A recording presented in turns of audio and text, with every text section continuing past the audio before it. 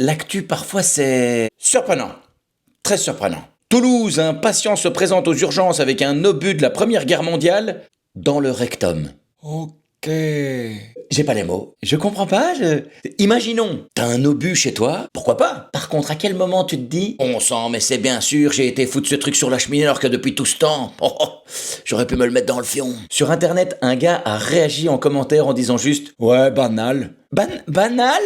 Non mais c'est quoi ta réalité pour qu'une info pareille te semble banale? Genre ça arrive souvent? Bon, j'ai été vérifié, en effet, c'est pas une première. Mais de là à qualifier ça de banal? Alors oui, aux urgences, c'est vrai qu'il voit défiler plein de choses. D'ailleurs en interview, un urgentiste a déclaré « Oh, si vous saviez tout ce qu'on peut retrouver dans un rectum... » Ben non, on sait pas, mais on veut bien savoir, hein. Parfait, je vous ai fait une petite liste. Pot de confiture, clé à molette, ampoule électrique, aubergine, cassette audio, tournevis, brosse à dents, ou encore le résultat des élections bruxelloises 2024. Ah ouais, putain, j'en reviens pas. Il y a des gens qui utilisent encore des cassettes audio. Oh, la nostalgie. Bon, certes, ils les utilisent pas comme il faut, mais ils les utilisent, et ça c'est beau. Alors que là, on parle quand même d'un obus. Non, mais que t'as envie de te faire péter le derrière. C'est ton problème. Mais tu ne te rends pas compte des conséquences que ça engendre. Ben, tu mets les autres en danger. Mais il a quand même fallu l'intervention d'une équipe de démineurs. Et ils ont d'autres choses à foutre que de sécuriser ton fion. Et ils n'ont pas signé pour ça. Et comme je l'ai dit plus tôt, c'est pas une première. C'est déjà arrivé au moins 3 fois. Je vous rassure, pas au même gars. La première, c'était en 2021 en Angleterre, un collectionneur d'objets militaires, et à l'hôpital, il aurait déclaré avoir dérapé en faisant le ménage. Bien sûr, tout à fait.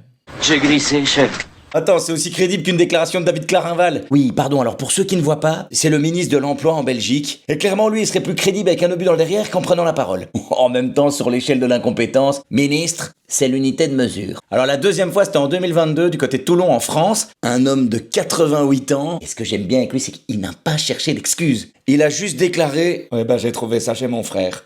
Voilà. Pour lui, c'est un non-événement, c'est vraiment enlever ça et on n'en parle plus, hein. Après, j'ai pas envie de juger, il a 88 ans, peut-être qu'il perd la tête. Alors que cette fois-ci, le gars a 24 ans. Ben, c'est sûr qu'avec tous les conflits qu'il y a dans le monde, pour lui, un JT, c'est un porno. Oui, c'est sûr, c'est dramatique tout ce qui se passe dans le monde, mais montrez-nous plutôt les munitions.